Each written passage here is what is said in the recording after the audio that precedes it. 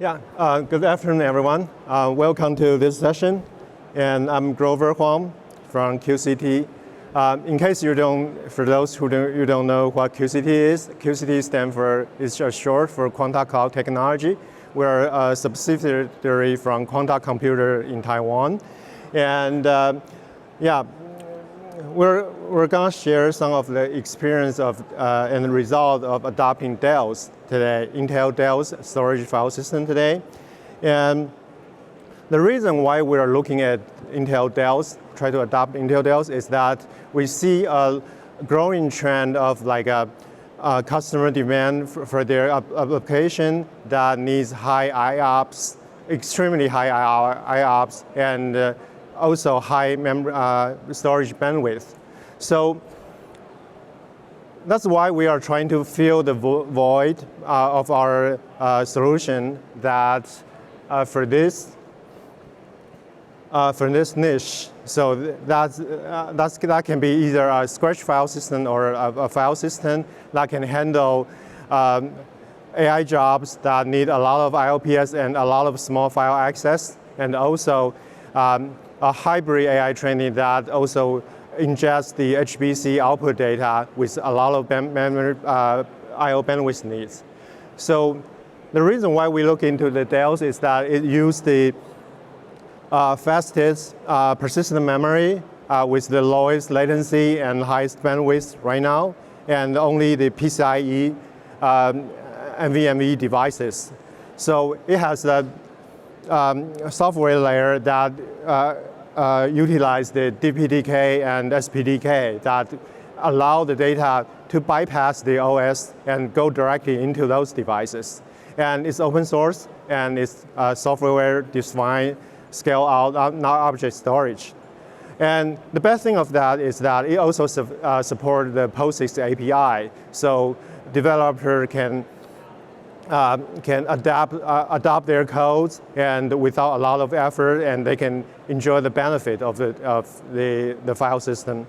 And also it has the HTF5 API that's commonly used a lot in the weather industry and biomedical industries. So yeah, so what we are trying to answer is that we, with the traditional file system, parallel file system like Lustre, what's the difference of DAOS and this whole new software design stack, and what's the difference in performance between Lustre and DAOS? That's the first question we try to answer, and we try to tell our customers. And the second question is that with the introduction of the Intel 3rd Gen Xeon platform, so what's the performance increase from the second generation to the third generation? And the last question is that how does DAOS perform in the real-life application? So starting from the first question is that we design a small DAOS file system in our QCT Dev Cloud. So in our QCT Dev Cloud, we just use two identical servers with identical hardware contents that use the same Intel Optane PMem series memory, persistent memory, and the same number of the NVMe drives, and both use the same number of the HDR100 card. And the only difference is that one is running the DAOS and the other are running the Lustre.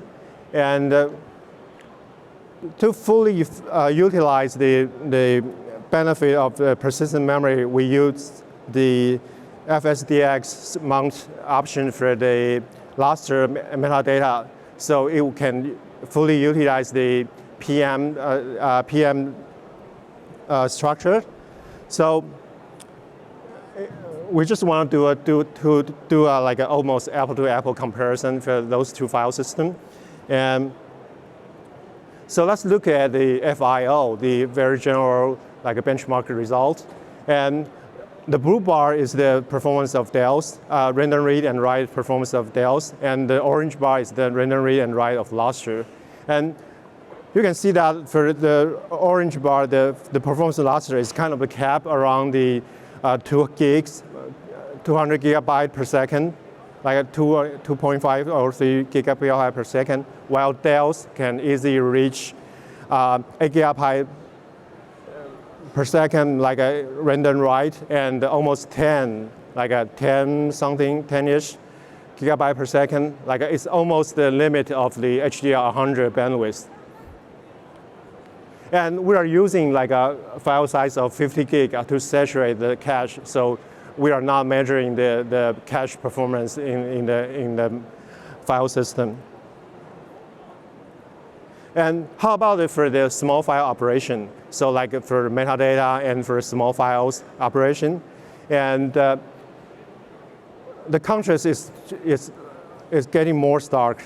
Like so again, the blue bar is the Dell's performance, and the orange bar is the Lustre performance.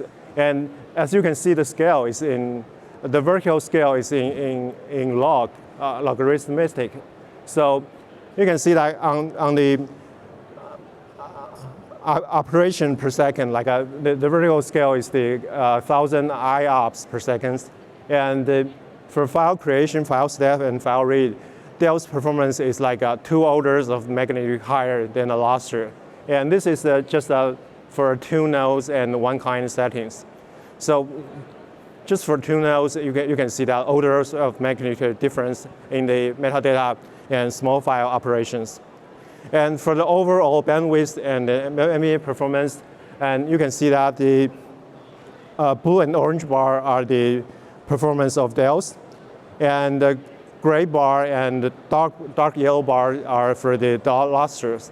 So you can see that the performance of Lustre kind of cap around like 2 gigabytes per second, and the Dell's is performance scale up and increasing with the number of the thread.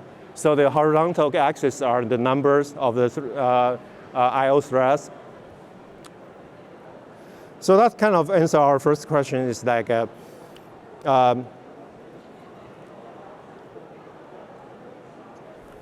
and so with that promising result, so we move on to the version 2 of Dell's. So we cooperate with Intel, so we use their latest version on the GitHub, and it's almost the release candidate of Dell's version 2. And we saw a lot of surprising features in Dell's version 2, including a lot of diagnostic tools and self-test tools, like SPDK tools to test the internal bandwidth of the NVMe drives, and self-testing tool to test the connectivity of different servers. So that helps a lot when building a Dell server.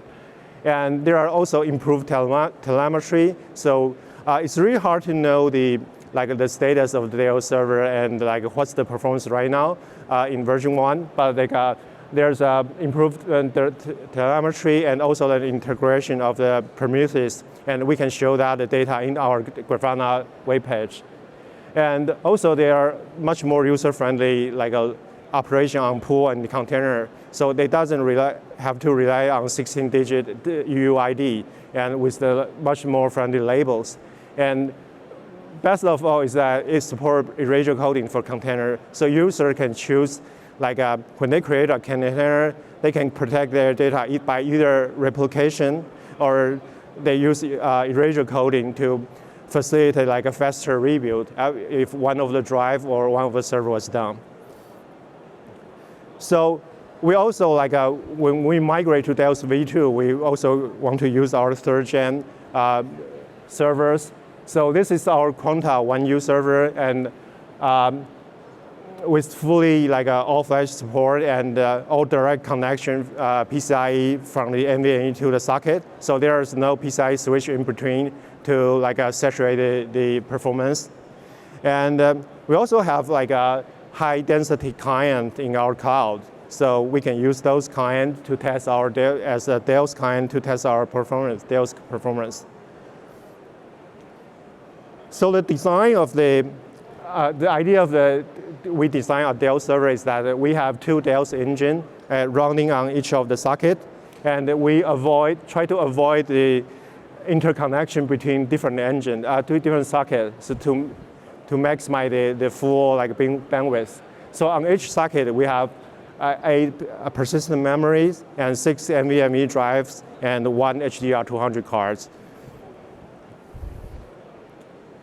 So let's compare see the performance. We also use 2 server and 1 client setting to have an apple-to-apple comparison with the second generation performance.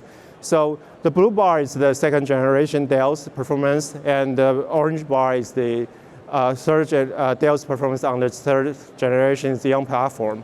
And you can see that for the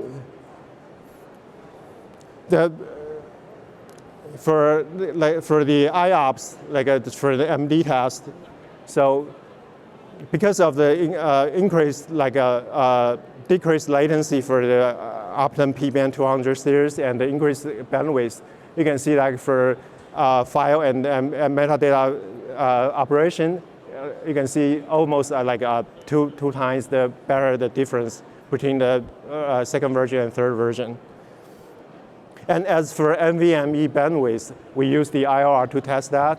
And we can see for the 56 thread one, on Dell's version V2, Xeon scale, on the second generation of Xeon, the performance kind of saturated around 10 gigabit per second. And the second gray and yellow one are for the kind that install only 1 HDR200. So you can see the performance kind of saturate around 20 gigabit per second. That's the limit of the NVMe 200 gigabits. And with 2 HDR NIC card, the performance was able to reach 40 gig per second. That's really impressive for just 2 servers. So with 2 servers, we are able to reach read and write performance of 40 gig per second with 1 client. And how about other a more public a benchmark tool? So we also attend the IO500 test, and this is our IO500 test results with just 4 Dell server and 10 clients. So we attend their 10 client contest. So on the left side is the IOR Easy, and you can see that for IOR Easy, with just 4 servers, we are able to reach 180 gigabit per second performance. And for IOR Hard, there are still 100 gigabit per second bandwidth. And as for the MD test, both read, write, and stat, we are able to reach more than 2,500 K IOPS for just 4 servers. So one of the questions our clients would always ask us is that, what would your benchmark looks really nice, but what will it perform for real-life application? So we're using a weather climate data, and we are using NCL that was quite popular in the weather and climate science fields, and we use the Dell file system and put 100 gigabit, 90 gigabit for input and 100 gigabit for output, and we measure the input and output time for executing 1 thread of NCL script. So for read, doesn't matter that much, but it's a 10-second to 5-second difference for read on the second generation and third generation Xeon platform. But for write, because of the increased bandwidth of PCI-e and increased the support of PCI-e length, we are able to reach almost 5 times better write performance for the real-life weather applications. So to summarize, we are happy to find an open source file system that support our x86 OCP compliant server, and Dell's really show a great performance, especially in the metadata and small file operation compared to last year's previous parallel file system. So, and also show a good linear like a trend for like increasing nodes and very good scalability. And we are happy to see that with the introduction of third generation of the Xeon platform, the performance of Dell's almost doubled, like in every aspect, in every metrics. So for more info, and then we also like have a very good like response for the real-time application. So we're testing more and more our customer application in our QCT Dev Cloud. So for more information for our IO500 results, and please visit IO500 website. And also, if you are interested in any of our performance and Dells, please visit the QCT booth. It's just right behind this talk. And thank you so much for your attention.